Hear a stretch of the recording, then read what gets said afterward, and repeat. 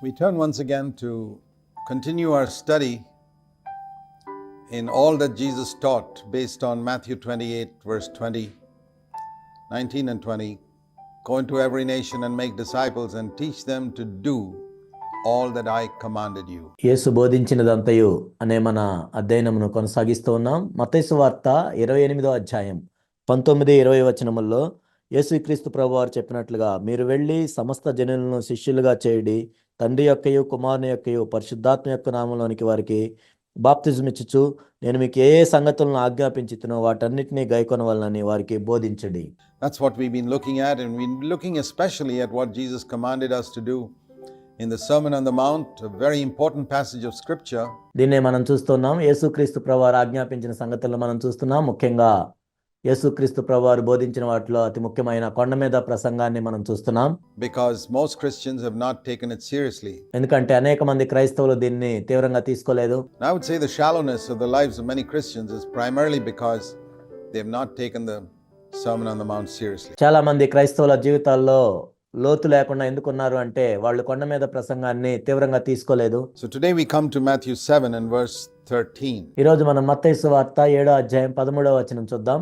These are the concluding parts of the sermon, conclusion to what he had already taught. ఆయన ఇప్పటికే ఏదైతే చెప్పి ముగించారో దానికి సారాంశంగా ఇవి ఉన్నాయి. And we need to read these verses in the context of what precedes it in chapters 5 and 6 and the first part of chapter 7. ఈ లేఖనాలను మనం దీనికి ముందు చెప్పబడిన దాన్ని బట్టి ఆ సందర్భానుసారంగా మనం చదవాలి. మత్తయి సువార్త 5వ అధ్యాయం, 6వ అధ్యాయం, 7వ అధ్యాయంలోని మొదటి భాగాన్ని దృష్టిలో ఉంచుకొని దీన్ని చదవాలి. Enter by the narrow gate. What does he mean? ఇరుకు ద్వారమున ప్రవేశించుడి అంటే ఏంటి దాని అర్థం? That what he has preached so far is in a sense a very narrow gate. ఏదైతే ఆయన ఇప్పటిదాకా బోధించారో అది చాలా ఇరుకైన ద్వారము అని ప్రభు చెప్తున్నారు. For the gate is wide and the way is broad that leads to destruction, and many are those who enter by it. నాశనమునకు పోవు ద్వారం వెడల్పును, ఆ దారి విశాలమునై ఉన్నది, దాని ద్వారా ప్రవేశించువారు అనేకులు. Destruction is eternal hell. ఇక్కడ నాశనమునకు పోవటము అంటే నిత్య నరకంలోనికి వెళ్ళటం. Did Jesus speak about hell in the Sermon on the Mount? He certainly did. కొండ మీద ప్రసంగంలో యేసుక్రీస్తు ప్రభువారు నరకం గురించి బోధించారా? అవును, ఆయన బోధించారు. He spoke about it 3 times. The word hell comes in the Sermon on the Mount, and let's just look at it, the way to destruction. కొండ మీద ప్రసంగంలో 3 సార్లు ఆయన నరకం గురించి చెప్పారు. నాశనమునకు పోవు మార్గము అంటే ఏంటో చూద్దాం. Matthew 5:22. మత్తయి సువార్త 5వ అధ్యాయం 22వ వచనం. If you're angry with your brother, you're guilty before the court, and if that anger gives expression to words of anger, you're guilty before the Supreme Court, and if it goes further to serious words of anger, you'll be guilty enough to go to hell, to destruction. తన సహోదరుని మీద కోపపడు ప్రతివాడు విమర్శకులోనగును, తన సహోదరుని చూచి వ్యర్థుడా అని చెప్పువాడు మహాసభకులోనగును, ద్రోహి అని చెప్పువాడు నరకాగ్నికిలోనగును. Again he says in Matthew 5:28, if a man looks at a woman to lust for her in his heart, it's better you pull out your right eye, otherwise you can be thrown into hell. Better to cut off your right hand, verse 30, otherwise you can be thrown into hell. మత్తయి సువార్త 5వ అధ్యాయం 28వ వచనంలో కూడా మనం చూసినట్లయితే, ఒక స్త్రీని మోహపు చూపుతో చూచు ప్రతివాడు అప్పుడే తన హృదయమందు ఆమెతో విచారం చేసిన వాడగును. నీ కుడి కన్ను నిన్ను అభ్యంతరపరిచిన ఎడల దాన్ని పెరికి నీ అద్దు నుండి పారవేయము. నీ దేహమంతయు నరకములో పడవేయబడకుండా నీ అవయవంలో ఒకటి నశించుట నీకు ప్రయోజనం కదా.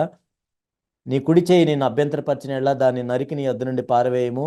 నీ దేహమంతయు నరకంలో పడకుండా నీ అవయవంలో ఒకటి నశించుట నీకు ప్రయోజనకరం కదా. 30వ వచనం. That's the way to destruction. నాశనానికి పోయే మార్గం ఇది. The way of anger, uncontrolled anger, and the way of uncontrolled sexual desire. స్వాధీనంలో లేని కోపము, స్వాధీనంలో లేని లైంగిక తలంపులు, ఇవన్నీ కూడా నాశనానికి వెళ్ళే మార్గాలు. And that is a wide way. There are multitudes of people walking along that way. The world is full of people who are angry and saturated with sexual lust, uncontrolled, sinful sexual desire, exploiting. ఇలా విశాలమైన మార్గంలో నడిచే వాళ్ళు అనేక మంది ఉన్నారు. అనేక మంది కోపంలో జీవిస్తూ ఉంటారు. అదుపులో లేని లైంగిక సంబంధమైన పాప సంబంధమైన కోరికలతో జీవిస్తూ ఉంటారు. Poor women, etc. వాళ్ళు స్త్రీలను అలుసుగా తీసుకుంటారు. That is a broad way to destruction. అది నాశనానికి వెళ్ళే విశాలమైన మార్గం. What about a Christian who says he's a born again Christian and goes along that way watching internet pornography and taking advantage of poor women being exploited, and who expresses his anger outwardly. ఒక తిరిగి జన్మించిన క్రైస్తవుడు ఈ విశాల మార్గంలో వెళ్తుంటే ఎలా ఉంటుంది? బూతు చిత్రాలు చూడటము, స్త్రీలను అలుసుగా తీసుకోవటము, స్వాధీనంలో లేని కోపంలో జీవిస్తూ ఉండటం. That's the way to destruction, and whether he calls himself a Christian or a non-Christian, it makes no difference. అతడు క్రైస్తవుడు అని పిలుచుకున్నా, క్రైస్తవుడు అని పిలుచుకోకపోయినా కానీ అది నిజానికి నాశనానికి వెళ్లే విశాలమైన మార్గమే. He's on the way to destruction. It's a wide way. అతడు నాశనానికి వెళ్లే మార్గంలో ఉన్నాడు. అదెంతో విశాలమైన మార్గం. The wideness is sometimes made by preachers who say, well, we don't have to be so narrow-minded and say that only those who overcome these things are going into life. అనేక మంది బోధకులు ఈ మార్గాన్ని ఇంకా విశాలపరిచారు. మనం ఎంతో ఇరుకైన ద్వారం వలె మనము ఉండకూడదు, కేవలం జయించిన వాళ్లే జీవానికి వెళ్తారని చెప్పకూడదు అని బోధకులు చెప్తూ ఉంటారు. No, they make the gate wider. Jesus said the way to life was like a needle's eye. వాళ్ళు ద్వారాన్ని ఎంతో విశాలపరిచారు.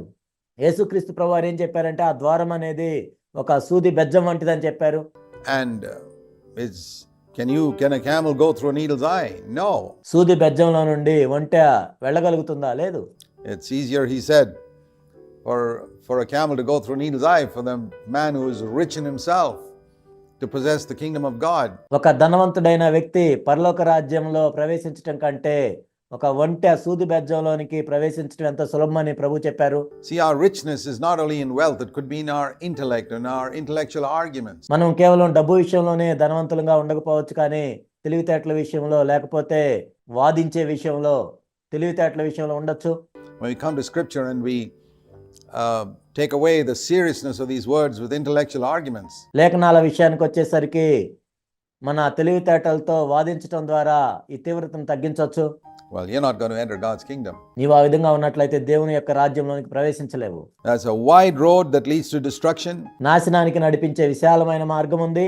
But the gate is small and the way is narrow that leads to life. And that's the way Jesus spoke in the Sermon on the Mount. What he's saying is, జీవమునకు పోవు ద్వారం ఇరుకును, ఆ దారి సంకుచితమై ఉన్నదని దాన్ని కనుగొని వారు కొందరే అని యేసుక్రీస్తు ప్రభు చెప్పారు. all that I've spoken here so far is a very narrow gate. దీన్ని బట్టి యేసుక్రీస్తు ప్రభువారు ఏం చెప్తున్నారంటే, ఇప్పటిదాకా నేను ఏదైతే చెప్పానో ఇది కేవలం ఇరుకు ద్వారం వంటిది and a very narrow way. చాలా ఇరుకు మార్గము. But that's the way that leads to life. కానీ జీవానికి నడిపించేది ఇదే. And there are very, very few people who find it. దాన్ని కనుగొనువారు కొందరే. Do you expect multitudes of people to choose the way in the Sermon on the Mount? Not at all. కొండ మీద ప్రసంగం చెప్పినట్లుగా ఆ మార్గంలో నడుచుకునే వాళ్ళు అనేక మంది ఉంటారని మీరు అనుకుంటున్నారా? కాదు. As we said earlier, the Sermon on the Mount is not meant for non-Christians. It's not meant for non-disciples. నేను ఇంతకు ముందు చెప్పినట్లుగా కొండ మీద ప్రసంగం అనేది క్రైస్తవేతరులకు కాదు, శిష్యులు కాని వారికి కూడా కాదు. It's meant for those who have already laid a foundation in their life of repentance and faith in Christ, who are born again and become God's children. ఇది ఎవరి కోసం అంటే యేసుక్రీస్తు ప్రభువునందు విశ్వాసం ఉంచి ఎవరైతే మారు మనసు పొందుతారో, ఎవరైతే ప్రభువుగా యేసుక్రీస్తును అంగీకరిస్తారో అలాంటి పునాది వేసుకున్న వాళ్ళ కోసం మాత్రమే ఇది. Now if a person has not taken that first step and he tries to follow the Sermon on the Mount, he's like a person who's building his house without a foundation. ఆ మొదటి మెట్టు తీసుకోకుండా ఎవరైతే కొండ మీద ప్రసంగాన్ని వెంబడించాలని అనుకుంటారో వాళ్ళు పునాది వేసుకోకుండా భవనాన్ని నిర్మించినట్లుగా ఉంటుంది. But here it's speaking about disciples who are seeking to follow the Lord. They find this is a very narrow gate. ఇక్కడ శిష్యుల గురించి చెప్పడం జరిగింది. ఎవరైతే యేసుక్రీస్తు ప్రభువుని వెంబడిస్తున్నారో ఈ మార్గంలో అదెంతో సంకుచితమైన ద్వారము మొట్టమొదటిగా. And there are very few who find it. దాన్ని కనుగొని వారు కొందరే. So I don't expect many people, multitudes of people to come rushing to obey the things written in Matthew 5, 6 and 7. మత్తయి సువార్త 5, 6, 7 అధ్యాయాల్లో రాయబడిన వాటికి విధేయత చూపించడానికి బహు జన సమూహాలు వస్తారని నేనేం అనుకోను. So when you think of these mega churches with thousands of people sitting there, you wonder, are these the few people who have found the way to life? మనము మెగా సంఘాలను చూసినట్లయితే అక్కడ ఉన్న వేల మందిని చూసి జీవాన్ని కనుగొని వారు కొందరే అంటే వీళ్ళేనా అని మనకు అనుమానం వస్తుంది. Or are these people part of the broad way that's leading to destruction, being led astray by false preachers? లేక నాశనానికి నడిపించే ఆ విశాలమైన మార్గంలో వీళ్ళు ఉన్నారా? ఆ బోధకులు వీళ్ళని త్రోవ తప్పించడం వల్ల ఇక్కడ ఉన్నారా అని మనం చూస్తూ ఉంటాం. Well, just go in there. We don't want to judge any of them. వాళ్ళని మనం తీర్పు తీర్చాల్సిన అవసరం లేదు. I'd be delighted if 30,000 people in one little area want to obey the Sermon on the Mount and follow Jesus, I'd be happy if we have a church of 300,000 people who want to follow Christ. యేసుక్రీస్తు ప్రభువారు కొండ మీద ప్రసంగంలో చెప్పిన వాటికి విధేయత చూపించడానికి ఒక స్థానిక సంఘంలో ఒక ప్రాంతంలో 30,000 మంది ఉంటే ఎంతో సంతోషిస్తాను, 3 లక్షల మంది ఉన్నా కానీ నేను ఎంతో సంతోషిస్తాను. But not 300,000 people who just want to go to heaven without following Christ on earth. కానీ యేసుక్రీస్తు ప్రభువుని ఈ భూమి మీద వెంబడించకుండా కేవలం పరలోకానికి మాత్రం వెళ్ళే వాళ్ళు 3 లక్షలు ఉన్నా 30 లక్షల మంది ఉన్నా నాకు సంతోషం ఉండదు. And I want to say to you, from what I've observed, that in most churches, the people who are sitting there want to go to heaven without following Christ on the earth. కాబట్టి నేను చూసింది ఏంటంటే చాలా మంది సంఘాల్లో ఎలా ఉంటారంటే ఈ భూమి మీద క్రీస్తు ప్రభువుని వెంబడించకుండా వాళ్ళు పరలోకం వెళ్ళటానికే ఇష్టపడే వాళ్ళు ఎక్కువ మంది ఉంటారు. Now, that's not the true church of Jesus Christ. That's a church against which the gates of hell prevail. అది నిజమైన యేసుక్రీస్తు ప్రభు యొక్క సంఘం కాదు, పాతాళ లోక ద్వారములు నిలిచే సంఘం అది. And that type of church is one where the preachers have made the gate wide so that multitudes of people can get in without paying the price. అక్కడ ఉన్న బోధకులు ఏం చేస్తారంటే ఆ ద్వారాన్ని ఎంతో విశాలపరుస్తూ ఉంటారు. అనేక మంది బహుజన సమూహములు అక్కడికి రావాలని వాళ్ళు ఎటువంటి వెల చెల్లించకుండా వస్తారు. Wide so that you can love money and imagine that you love God as well. They made the gate wide. వాళ్ళు ఎంత విశాలపరుస్తారంటే వాళ్ళు డబ్బును ప్రేమిస్తూ దేవుని కూడా ప్రేమిస్తున్నాము అని అనుకునేటట్లుగా అంత విశాలపరుస్తూ ఉంటారు ఆ ద్వారాన్ని. And then of course they are deceiving themselves that they are building followers of Jesus in that church. ఆ బోధకులు ఏం చేస్తారంటే వాళ్ళు మోసం చేసుకుంటూ ఉంటారు. మేము యేసుక్రీస్తు ప్రభువుని వెంబడించే వాళ్ళని తయారు చేస్తున్నామని వాళ్ళు అనుకుంటారు.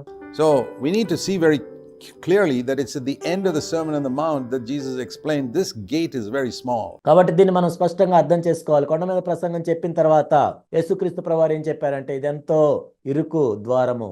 And this way is very narrow that leads to life, and there are very, very few that actually find it. జీవమునకు పోయే ఈ దారి ఎంతో సంకుచితమైంది, దాన్ని కనుగొని వారు కొందరే. And then the very next thing he says is, beware of the false prophets. ఆ తర్వాత వెంటనే ఆయన దేని గురించి చెప్పారంటే అబద్ధ ప్రవక్తల గురించి జాగ్రత్త పడుడి. So again we got to see it in its context. Who are these false prophets? Are these false prophets the ones who are talking about some other religion, bringing the holy book of some other religion? No. మరలా ఇక్కడ సందర్భానుసారంగా మనం చూసినట్లయితే ఇక్కడ అబద్ధ ప్రవక్తలు అంటే ఎవరు? వేరే మతానికి సంబంధించిన వాళ్ళు, వేరే మత గ్రంథం గురించి చెప్పేవాళ్ళ? కాదు. These are false prophets who come in sheep's clothing. గొర్రె చర్మం వేసుకొని వచ్చేవాళ్లే అబద్ధ ప్రవక్తలు. Sheep's clothing means the appearance of being a servant of Jesus Christ. ఇక్కడ గొర్రె చర్మం వేసుకొని వచ్చిన వాళ్ళు ఎలా ఉంటారంటే యేసుక్రీస్తు ప్రభు యొక్క దాసుడిని అని వాళ్ళు వస్తారు. Appearance of being a sheep, one of the sheep of Christ. They come in sheep's clothing. They look like sheep. వాళ్ళు కూడా మేము యేసుక్రీస్తు ప్రభు యొక్క గొర్రెలమే, నేను ఒక గొర్రెనే అని ఆ గొర్రె చర్మం వేసుకొని గొర్రె వలె వాళ్ళు కనపడుతూ ఉంటారు. They come with a Bible in their hand, but they've made the way broad. వాళ్ళ చేతిలో బైబిల్ ఉంటుంది కానీ వాళ్ళు ఆ మార్గాన్ని ఎంతో విశాలపరుస్తారు. They've explained away the commands of Scripture, saying this is not necessary, that's not necessary, it doesn't mean exactly this, and people have explained away so many things in Scripture. వాళ్ళు దేవుని యొక్క ఆజ్ఞలను ఏం చెప్తారంటే ఇది అవసరం కాదు, ఇది అవసరం లేదు, దీని అర్థం ఇది కాదు అని అనేక మంది అనేక అర్థాలు చెప్పారు. If they come to a verse like rejoice in the Lord always, well, they say it doesn't mean 24/7. It means generally speaking most of the time. Philippians 4:4. ఎల్లప్పుడూ ప్రభునందు ఆనందించుడి అని ఫిలిప్పీ 4:4లో చెప్పబడిన మాటను వాళ్ళు ఏం చెప్తారంటే ఎల్లప్పుడూ అంటే ఎల్లప్పుడూ అని కాదు, ఎక్కువ సార్లు అని, ఎక్కువసేపు అని వాళ్ళు చెప్తూ ఉంటారు. When it says in Philippians 4:6, be anxious for nothing, they say it doesn't mean nothing. It means generally speaking you should avoid anxiety. Philippi 4:6లో దేన్ని గురించి చింతపడకుడి అని ఉంటే వాళ్ళు ఏమంటారంటే దేన్ని గురించి అంటే అసలు దేని గురించి అని కాదు అని వాళ్ళు చెప్తూ ఉంటారు. When it says in 1 Thessalonians 5:18 that we must give thanks in everything for this is the will of God in Christ Jesus, it doesn't mean everything. మొదటి తెస్సలోనిక 5:18లో సమస్త విషయములు బట్టి దేవునికి కృతజ్ఞతాస్తుతులు తెలియజేయమని చెప్పినప్పుడు వాళ్ళు ఏం చెప్తారంటే సమస్త విషయాలని కాదు అని వాళ్ళు చెప్తూ ఉంటారు. God's word has been diluted. అలా దేవుని యొక్క వాక్యాన్ని వాళ్ళు పలుచన చేశారు and robbed of its sharpness and its power by preachers. దేవుని యొక్క వాక్యంలోని పదునును మరియు వాక్యంలోని శక్తిని ఆ బోధకులు దొంగిలించారు. And even small things like it says when that a woman should cover her head to show her submission to male authority, the people say, well, that doesn't mean that we have to do that. That was for that culture in Corinth. Everything is explained away. There's an explanation for everything. స్త్రీలు ముసుగు వేసే విషయంలో కూడా అది పురుషులకి లోబట్టడానికి సాదృశ్యంగా ఉన్న దాన్ని కూడా వాళ్ళు ఏం చెప్తారంటే అది అవసరం లేదు, అది ఇప్పటికి కాదు, అది కొరింథీలో వాళ్ళకి సంబంధించిందని ప్రతిదానికి ఏదో ఒక వివరణ వాళ్ళు ఇస్తూ ఉంటారు.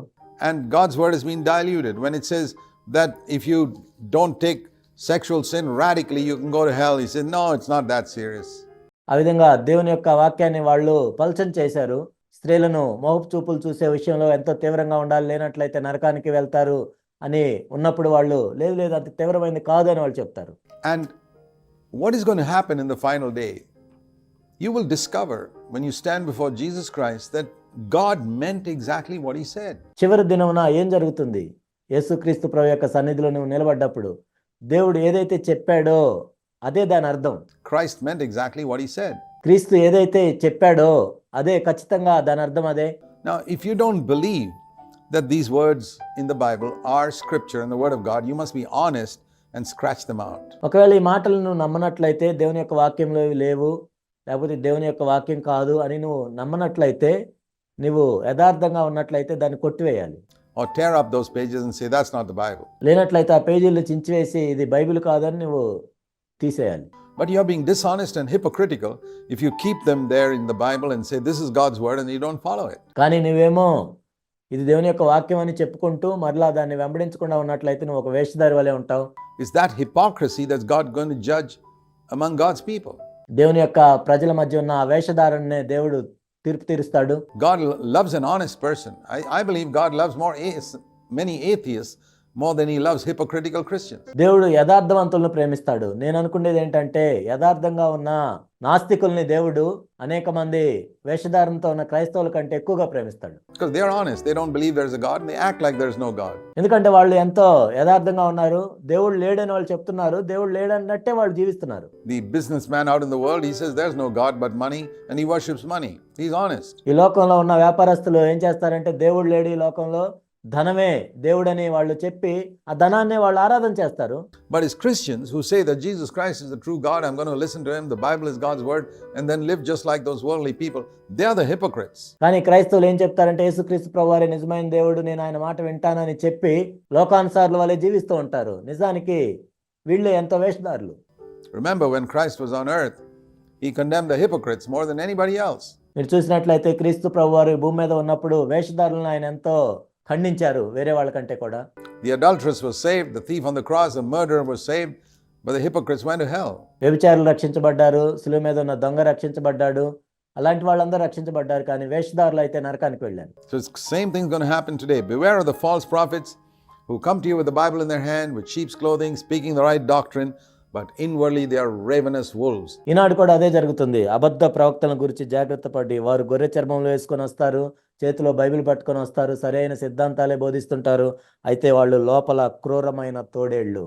Why does a wolf put on sheep's clothing? ఎందుకు తోడేలు గొర్రె చర్మం వేసుకుంటుంది?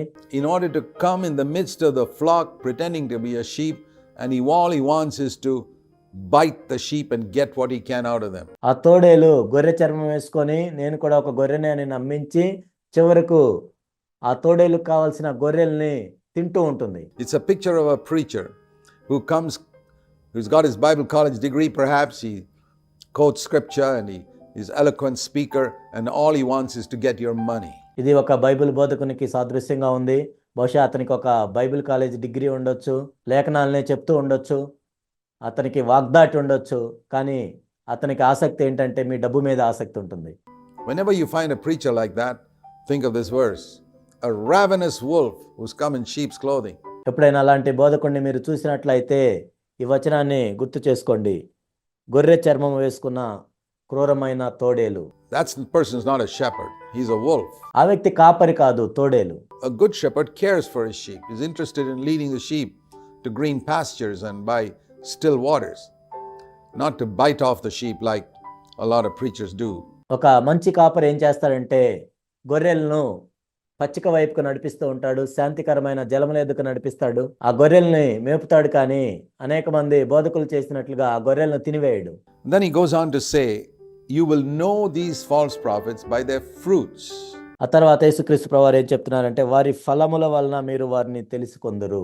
Notice that, not by their gifts. ఇక్కడ గమనించండి, వాళ్ళ యొక్క తలాంతులను బట్టి కాదు. Now, many people seek to identify a man of God by his gifts. That is the biggest mistake of Christians. చాలా మంది ఏం చేస్తారంటే, అనేక మంది క్రైస్తవులు చేసే తప్పు ఏంటంటే, ఒక దైవజనుడిని వాళ్ళు ఎలా అనుకుంటారంటే, తలాంతులను చూసి ఒక వ్యక్తి దైవజనుడు అనుకుంటారు. అది చాలా పెద్ద తప్పది. They go directly against what Jesus has said in Matthew 7:16. యేసుక్రీస్తు ప్రభువారు మత్తయి సువార్త 7వ అధ్యాయం 16వ వచనం ఏదైతే చెప్పారో దానికి వ్యతిరేకంగా వీళ్ళు అనుకుంటున్నారు. He said, "You will not be able to identify a true prophet of mine or distinguish between a true prophet and a false prophet if you look at the gifts." యేసుక్రీస్తు ప్రభువారు మత్తయి సువార్త 7వ అధ్యాయం 16వ వచనం ఏదైతే చెప్పారో దానికి వ్యతిరేకంగా వీళ్ళు అనుకుంటున్నారు. Both may appear to have gifts. A true prophet has gifts and a false prophet has gifts, but what the true prophet has in addition is fruit. ఆ ఇద్దరికి తలాంతులు ఉండొచ్చు. ఒక అబద్ధ ప్రవక్తకి ఉండొచ్చు, నిజమైన ప్రవక్త కూడా తలాంతులు ఉండొచ్చు. కానీ ఒక నిజమైన ప్రవక్తని ఎలా కనుగొంటారంటే, ఆ నిజమైన ప్రవక్తకి ఫలములు కూడా ఉంటాయి. And so if you want to know whether a person is a true prophet of God, don't see whether he's got a healing gift. కాబట్టి ఒక వ్యక్తి నిజమైన ప్రవక్త కాదని మీరు తెలుసుకోవాలంటే అతనికి ఉన్న స్వస్థవరాన్ని చూడొద్దు. Don't see whether he is eloquent.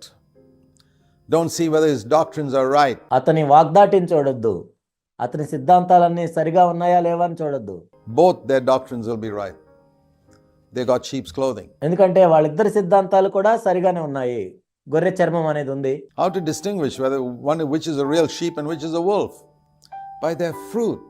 మరి నిజమైన గొర్రె ఏది, తోడేలు ఏది అని ఎలా తెలుస్తుంది? ఫలాలను చూసినప్పుడు తెలుస్తుంది.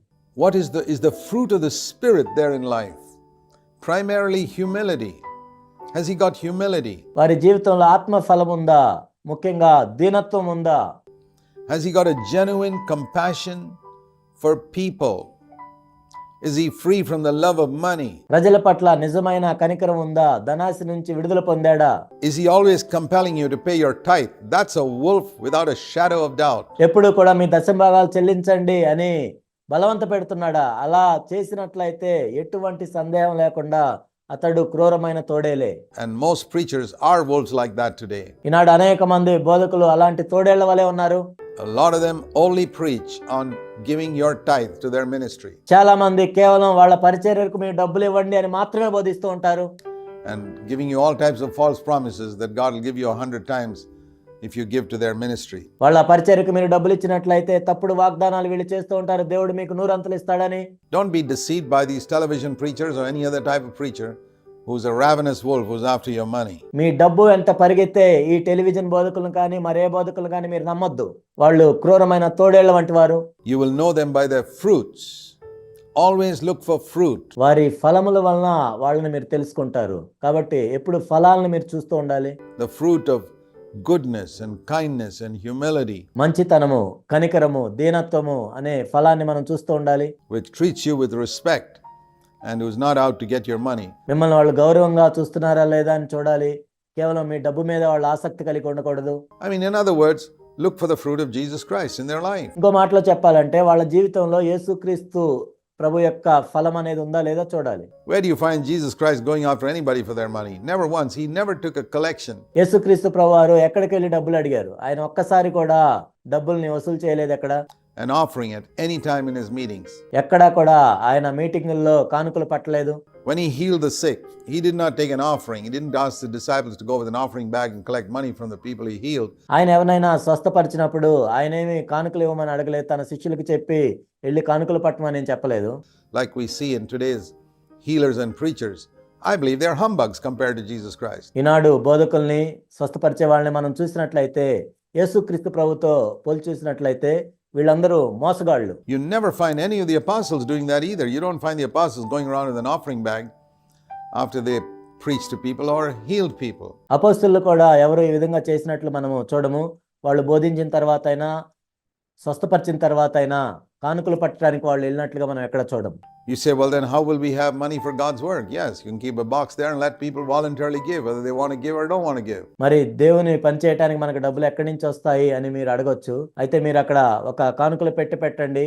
ఎవరైతే స్వచ్ఛందంగా ఇవ్వాలనుకుంటే వాళ్ళు ఇస్తారు. ఎవరైతే ఇవ్వకూడదు అనుకుంటారో వాళ్ళు ఇవ్వరు. Don't put a bag in front of them and compel them to give. వాళ్ళ ముందు ఏదో డబ్బు సంచి పెట్టి ఇవ్వటానికి వాళ్ళని బలవంతం చేయొద్దు.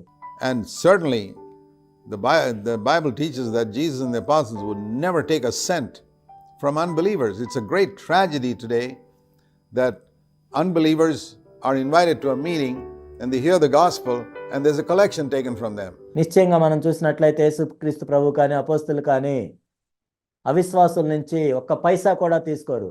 కానీ ఈనాడు మనం చూసినట్లయితే మీటింగులకి అవిశ్వాసులు వచ్చినప్పుడు వాళ్ళకి సువార్త ప్రకటించిన తర్వాత వెళ్ళి వాళ్ళ దగ్గర కానుకలు పడుతున్నారు. Do you have to pay money to get your sins forgiven? మీ పాపములు క్షమించబడాలంటే మీరు డబ్బు చెల్లించాలా? Do you have to pay money to get yourself healed? నీకు స్వస్థత రావాలంటే నువ్వు డబ్బులు చెల్లించాలా? Beware of false prophets. They are worse than unbelievers. అబద్ధ ప్రవక్తలను గురించి జాగ్రత్త పడుడి. అవిశ్వాసుల కంటే కూడా వీళ్ళు ఎంతో దౌర్భాగ్యమైన స్థితిలో ఉన్నారు. I remember once someone invited me to sit on the platform for a big healing meeting in Bangalore, and I said, well, ఒకసారి బెంగళూరులో ఒక పెద్ద స్వస్థత కోడికలో ప్లాట్ఫామ్ మీద కూర్చోమని నన్ను ఆహ్వానించారు. I'm all for getting unsaved people to Christ, but I want to know whether you're going to be upright and honest with these people. అవిశ్వాసులు యేసుక్రీస్తు ప్రభు దగ్గరికి రావటం మంచిది, నాకు కూడా అది ఎంతో ఇష్టము. అయితే వాళ్ళ విషయంలో మీరు ఎంతో యథార్థంగా ఉండాలి. In presenting the gospel, to ensure that the gospel is absolutely free and even the praying for the sick is free. వాళ్ళకి సువార్త ప్రకటించే విషయంలో కూడా మీరు వాళ్ళకి ఉచితంగా సువార్తను ప్రకటించాలి, వాళ్ళని స్వస్థపరిచినా ఉచితంగా స్వస్థపరచాలి. And I said, let me use an illustration. If I were to go and buy a CD player from a non-Christian's shop, నేను ఒక సాదృశ్యాన్ని ఈ విధంగా చెప్తున్నాను. నేను ఒక అవిశ్వాసి యొక్క షాప్ దగ్గరికి వెళ్ళి ఒక సిడి ప్లేయర్ కొనుక్కున్నాను. and I take it home and I find the next day it doesn't work. నేను మా ఇంటికి వచ్చి చూసిన తర్వాత రోజు అది పనిచేయలేదు. I take it back to the store and say, hey friend, this doesn't work. He will refund the money to me. నేను ఆ షాప్ దగ్గరికి వెళ్ళి స్నేహితుడా ఇది పని చేయట్లేదని చెప్తే నా డబ్బు నాకు తిరిగి చెల్లిస్తాడు ఆ వ్యక్తి. If I paid 2,000 rupees for that, he'll refund the 2,000 rupees to me. నేను దానికోసం 2,000 రూపాయలు చెల్లిస్తా, 2,000 రూపాయలు నాకు తిరిగి చెల్లిస్తాడు. Now, apply that illustration to your situation. I say to them, you conduct a healing meeting. ఇప్పుడు నేను చెప్పిన ఈ సాదృశ్యాన్ని మీకు అన్వయించుకోండి. మీరు ఇప్పుడు స్వస్థత కూడిక పెడుతున్నారు. And this big guy from somewhere comes and before he prays for the sick, you take a collection bag around. There's a non-Christian there who brings his paralyzed wife. ఎవరో ఒక పెద్ద వ్యక్తి వస్తాడు, ఆ వ్యక్తి ప్రార్థన చేయకముందే మీరు కానుకలు పడుతూ ఉంటారు. ఇక్కడ ఒక అవిశ్వాసి పక్షవాతంతో ఉన్న తన భార్యను తీసుకుని వచ్చాడు to the healing meeting to be healed, and you pass the collection bag around, and that man, because of his non-Christian background, thinks that it's only if I give money that this God will heal my sick wife. మీరు స్వస్థపరుస్తారని ఆ వ్యక్తి తన భార్యను తీసుకుని వచ్చాడు. మీరేమో ఆ డబ్బు సంచి ముందు పెట్టినప్పుడు ఆయన ఏమనుకున్నాడంటే నేను ఈ డబ్బు చెల్లిస్తేనే దేవుడు నన్ను స్వస్థపరుస్తాడేమో అని అనుకున్నాడు ఆ వ్యక్తి. And he puts 2,000 rupees into the bag. ఇప్పుడు ఆ డబ్బు సంచులు 2,000 రూపాయలు వేశాడు. And you pray for that sick wife and he's not healed. తన భార్య గురించి మీరు ప్రార్థన చేశారు, కానీ తనకి స్వస్థత రాలేదు. Now he comes back to you to the next day and say, hey, your product didn't work. మీ వస్తువు పనిచేయలేదు అని తర్వాత రోజు వచ్చి ఆ వ్యక్తి చెప్తే Your prayer didn't work. My wife is not healed. మీ ప్రార్థన పనిచేయలేదు, నా భార్య స్వస్థపరచబడలేదు. Will you please return the 2,000 rupees I gave you and put in the bag? Will you give it to him? No. ఆ డబ్బు సంచిలో నేను వేసిన 2,000 రూపాయలు నాకు తిరిగి చెల్లించమని ఆయన అడిగితే మీరు ఇస్తారా? ఎవరు? I say, you're a bigger crook మీరు ఎంతో మోసగాళ్ళు. than that non-Christian storekeeper who gives me back the money when his CD player didn't work. ఎందుకంటే ఒక అవిశ్వాసి షాపులో నేను సిడి ప్లేయర్ కొన్నప్పుడు అది పనిచేయకపోతే ఆ వ్యక్తి నాకు తిరిగి చెల్లించాడు. Your prayer didn't work to heal that person. You should return that money to him, but you don't do it. కానీ నువ్వు చేసిన ప్రార్థన ఆ వ్యక్తికి స్వస్థతనివ్వలేదు కాబట్టి అతను చెల్లించిన డబ్బు నువ్వు తిరిగి చెల్లించాలి. I say, how in the world can I sit with all of you on a platform and conduct this type of humbug called a healing meeting in Jesus' name? మరి మీరు ఇలా చేస్తుంటే, యేసు నామంలో మీరు ఇంత మోసం చేస్తూ ఉంటే అలాంటి స్వస్థత మీటింగ్ లో నేను ప్లాట్ఫామ్ మీద ఎలా కూర్చోవాలి? I said, show me a healing meeting where you don't take any money at all, where you don't take a collection. మీరు అసలు డబ్బులు తీసుకోకుండా కానుకలు పట్టకుండా జరిగే స్వస్థత కూడిక నాకు చూపించండి. And where people are genuinely healed. That's the type of healing meeting that Jesus and the apostles had. ఎక్కడైతే మనుషులు నిజంగా స్వస్థపరచబడుతున్నారో ఆ మీటింగ్ నాకు చూపించండి. ఆ విధంగా యేసుక్రీస్తు ప్రభువారు అపోస్తలులు స్వస్థపరిచారు. A lot of what goes on today is just a gimmick and used to collect money from people, swindling them of their money and deceiving them. ఈనాడు జరిగే అనేక సస్తా కోడికలు ఇవన్నీ కూడా ఒక మాయ, అవన్నీ కూడా డబ్బుని దోచుకోవటానికి చేసే మీటింగ్లు అవి. Beware of false prophets. కాబట్టి అబద్ధ ప్రవక్తల గురించి జాగ్రత్త పడండి. They come to you in sheep's clothing. You will know them by their fruits. You don't go to thorn bushes to gather grapes, he says in Matthew 7:16. వారు గొర్రె చర్మం వేసుకొని మీ ఎద్దకు వస్తారు, వారి ఫలముల వలన మీరు వారిని తెలుసుకుంటారు. ముండ్ల పొదల్లో ద్రాక్ష పండ్లను, పల్లేరు చెట్లను, అంజూరపు పండ్లను కోయుదురా. మత్తయి సువార్త 7:16. You don't go to thistles to get figs. Do you?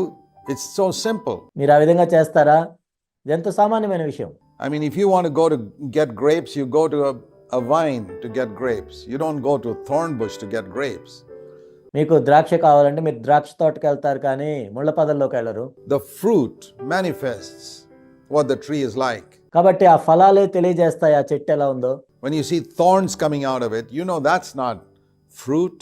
Those are thorns. అందులో నుంచి ముళ్ళులు వస్తున్నట్లయితే అది ఫలాలు కాదు, అవి ముళ్ళులు అని మీకు తెలుస్తాయి. So always look for fruit, not for gifts. Gifts can be deceptive. Satan, for example, has got tremendous gifts. కాబట్టి ఎల్లప్పుడూ ఫలాల కోసం చూడండి, తలాంతుల గురించి కాదు. సైతాన్ను మనం చూసినట్లయితే సైతానికి ఎన్నో తలాంతులు ఉన్నాయి, But he's got no fruit, no character. కానీ ఎటువంటి ఫలాలు లేవు, ఎలాంటి క్యారెక్టర్ లేదు. And Satan can give those abilities to his servants. సైతాను తన సేవకులకి అలాంటి సామర్థ్యాలను ఇస్తాడు. And the Bible says that Satan can servants appear as ministers of righteousness. Bible ఏం చెప్పబడిందంటే సైతాను వెలుగుదూత వేషం వల్ల వేసుకొని కూడా రాగలడని చెప్పింది. Further, he goes on to say, even so, every good tree bears good fruit. There's no doubt about it. ఇంకా మనం ఇక్కడ చూసినట్లయితే అలాగున్నే ప్రతి మంచి చెట్టు మంచి ఫలములు ఫలించును, అందులో ఎటువంటి సందేహం లేదు. That a good tree will always bear good fruit. ఒక మంచి చెట్టు ఎప్పుడు కూడా మంచి ఫలాలనే ఫలిస్తుంది. You can buy good fruit and tie it up in a bad tree and cut off all the bad fruit and fool people that your tree is a good tree, but it isn't. ఒక మంచి ఫలాన్ని కొనుక్కొని చెడ్డ ఫలాలన్నీ cut చేసి నీ చెట్టుకి అతికించినంత మాత్రాన అది మంచి చెట్టు ఏమి కాదు. నువ్వు ఆ విధంగా మనుషులు మోసం చేయొచ్చేమో. When I look at a lot of Christians, the way they live, appearing to be good in public and really pretty bad in the way they live in their homes and in their offices and unrighteous and cheating, etc. అనేక మంది క్రైస్తవులను నేను చూసినప్పుడు వాళ్ళు బహిరంగంగా చూసినట్లయితే మంచి క్రైస్తవులుగా నటిస్తూ ఉంటారు, కానీ వాళ్ళ ఇళ్లలో చూసినట్లయితే, ఆఫీసుల్లో చూసినట్లయితే వాళ్ళు ఎంతో అవినీతి సంబంధమైన పనులు చేస్తూ ఉంటారు, మోసం చేస్తూ ఉంటారు. I'm reminded of a man who's got a bad, let's say a bad tree in his garden that produces rotten, stinking, dried up mangoes. ఒక వ్యక్తి యొక్క తోటలో మనం చూసినట్లయితే ఆ చెడ్డ చెట్టు నుంచి కూడా ఎంతో భయంకరమైన, ఎంతో కుళ్ళిపోయిన మామిడికాయలు వస్తున్నట్లయితే, but he doesn't want anybody to think he's got these rotten, dried up mangoes, so every time one of those comes up, he takes his scissors and cuts them off. కానీ ఆ విధంగా కుళ్ళిపోయిన మామిడికాయలు ఉన్నాయని వేరే వాళ్ళకి తెలియకూడదని నేను ఏమనుకుంటాడంటే అది వచ్చిన వెంటనే దాన్ని కట్ చేసి పారేస్తున్నాడు. And he goes to the market and buys very luscious, expensive mangoes and ties it up very cleverly on this tree, and people look at this tree and they can't see all this tied up and they say, boy, what a lovely mango tree you have. కానీ ఆ వ్యక్తి ఏం చేశాడంటే మార్కెట్కి వెళ్ళి చాలా మంచి రుచికరమైన మామిడికాయని కొని దానికి అంటించాడు. కానీ చూసిన వాళ్ళందరూ కూడా ఎంతో బాగుంది అనుకుంటున్నారు, కానీ అతడు అంటించిన సంగతి ఎవరికి కనపడట్లేదు. It looks very nice, but it's not coming from within the tree.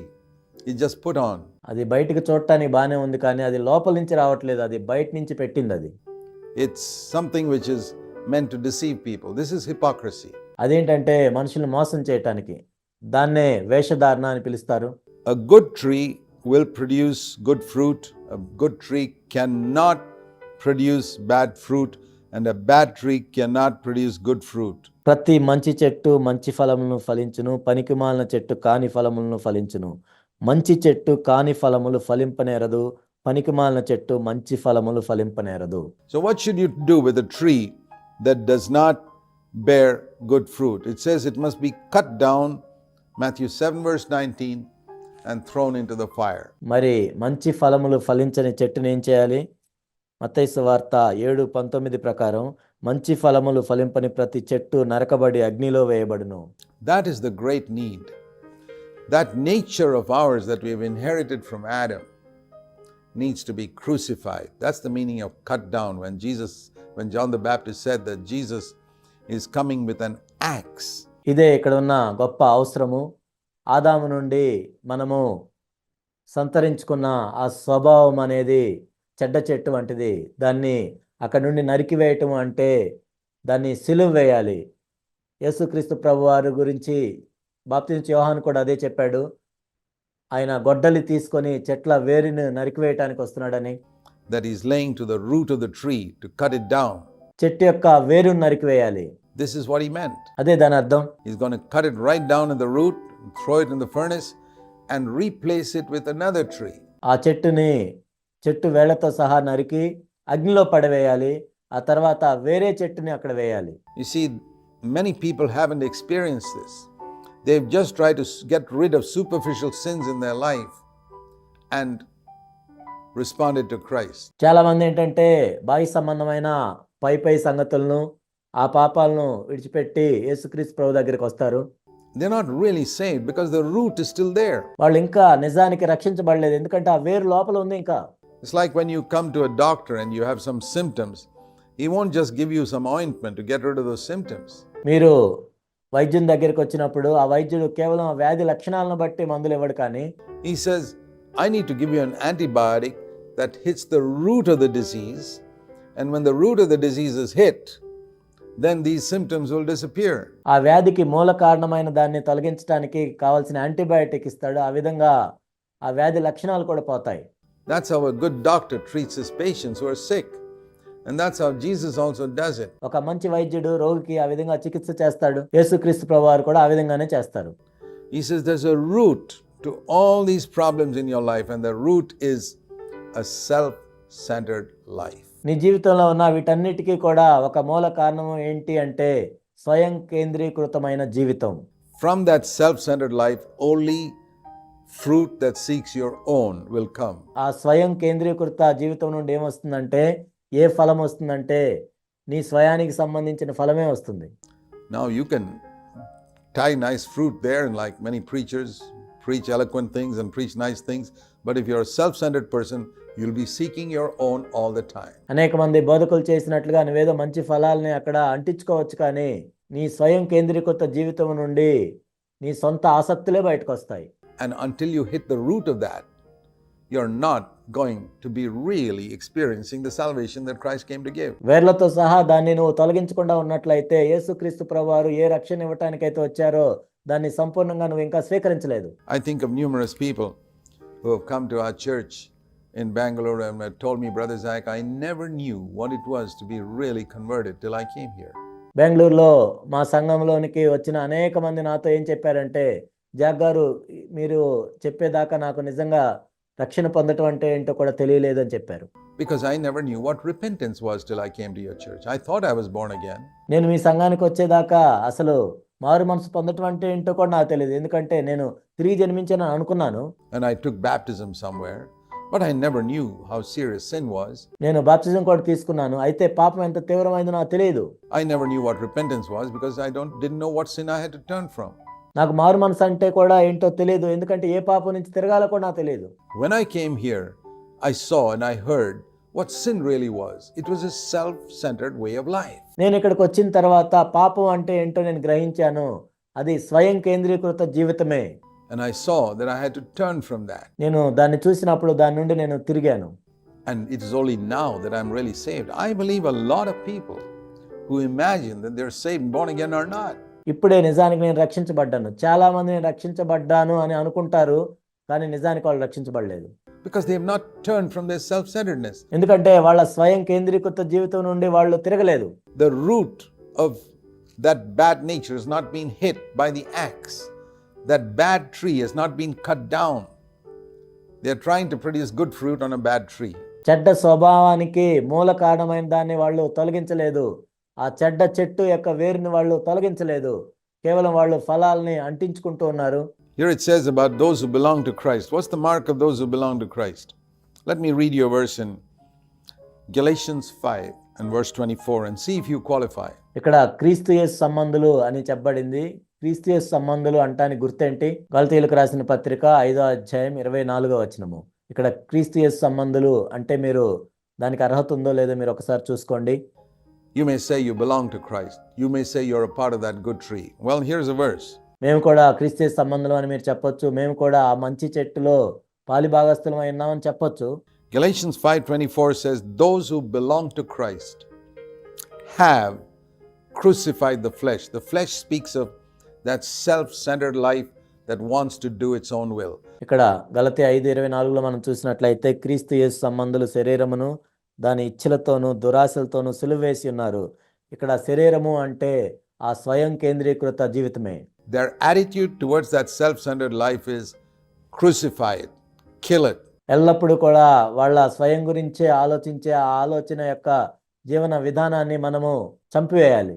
You know, the Romans reserved crucifixion for the worst criminals in their society. రోమీయులను మనం చూసినట్లయితే వాళ్ళ సమాజంలో ఎవరైతే నీచమైన క్రూరమైన నేరాలు చేస్తారో వాళ్ళ కోసమే ఆ సిలువ అనే శిక్షను విధిస్తారు. Not the ordinary criminals, they would be just jailed. The worst criminals were crucified. మామూలు నేరస్తులను అయితే చెరసాల్లో వేస్తారు, కానీ ఎంతో నీచమైన ఘోరమైన ఆ నేరస్తులకే సిలువ విధిస్తారు. And when you see that this self-centered nature you got from Adam is the worst possible criminal and deserves to be crucified. కాబట్టి ఆదాము నుంచి మనం పొందిన ఆ స్వభావాన్ని ఎలా చూడాలి అంటే, నేనెంతో నీచమైన క్రూరమైన ఒక నేరస్తుడిని, అది సిలువ వేయబడాలి అని మనం చూడాలి. Then you have understood what repentance is all about. అప్పుడు మారు మనస్సు అంటే ఏంటో నీకు అర్థమవుతుంది. Then you can belong to Christ, because those who belong to Christ, it says here, have taken this attitude. అప్పుడు నువ్వు క్రీస్తు యేసు యొక్క సంబంధిగా ఉంటావు. అప్పుడు వాళ్ళు ఇలాంటి వైఖరిని కలిగి ఉంటారు. What is the attitude to their self-centered life? Crucified with all its passions and desires. కాబట్టి ఆ స్వయం కేంద్రీకృత జీవితాన్ని వీళ్ళు ఏం చేస్తారు అంటే, క్రీస్తు యేసు సంబంధులు శరీరమును దాని ఇచ్చలతోనూ దురాశలతోనూ సిలువేసి ఉన్నారు. Now that verse means nothing if you say, well, even if you don't do that, you belong to Christ. Then what does that verse mean?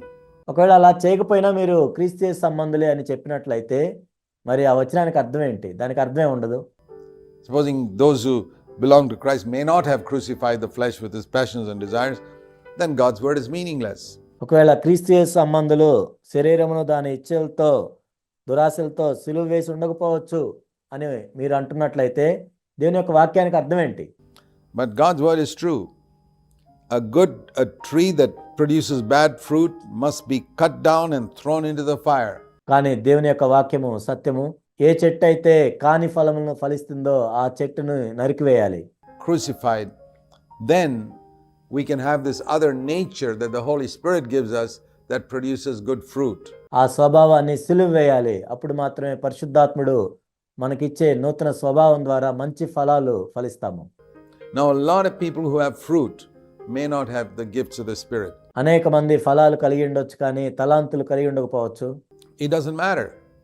God gives different gifts to different people. దేవుడు వేర్వేరు ప్రజలకు వేర్వేరు తలాంతులు ఇస్తుంటారు.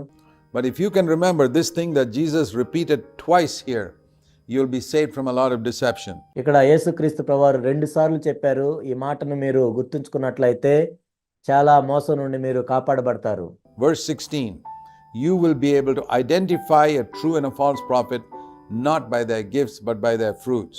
16వ వచనంలో మనం చూసినట్లయితే అబద్ధ ప్రవక్తని మనం ఎలా కనుగొంటాము అంటే, వారి ఫలముల వలన వాళ్ళని తెలుసుకుంటాం, కానీ వాళ్ళ తలాంతుల వలన కాదు.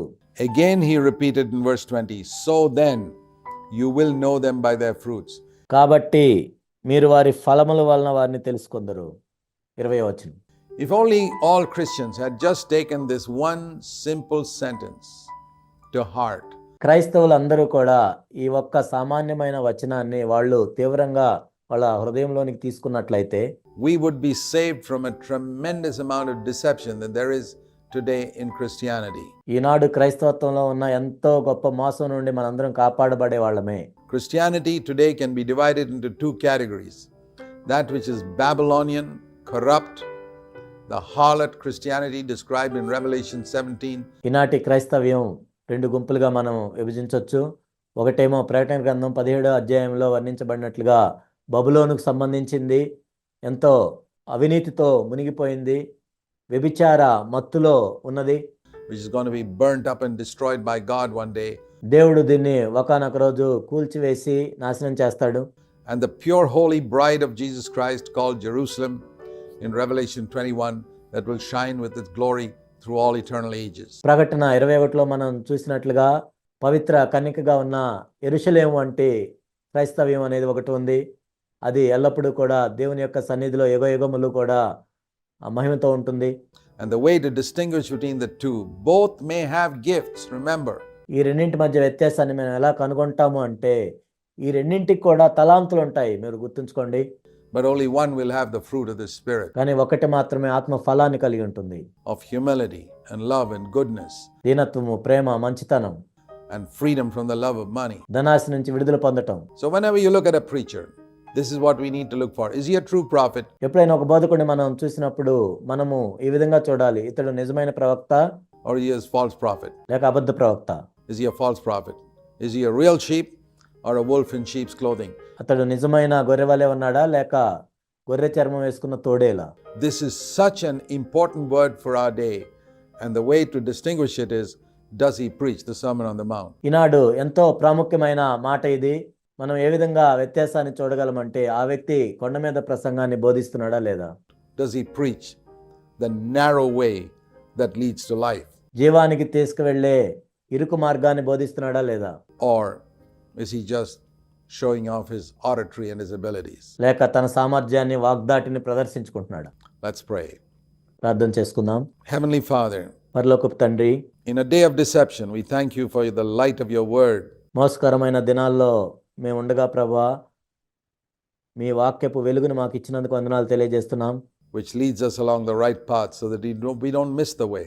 ప్రభువా, మమ్మల్ని సరి అయిన మార్గంలో నడిపించడానికి, ఆ విధంగా మేము త్రోవ తప్పిపోకుండా ఉండటానికి We want to know the truth so that we are not deceived, for these things are of eternal significance and value. ప్రభువా, మేము మోసగించబడకుండా ఉండటానికి సత్యాన్ని తెలుసుకోవాలని మేము అనుకుంటున్నాం ప్రభువా, ఎందుకంటే ఇవి యుగ యుగములు నిలిచి ఉండే మాటలు. We pray in Jesus' name. Amen. యేసు నామములో ప్రార్థిస్తున్నాం తండ్రి. ఆమేన్.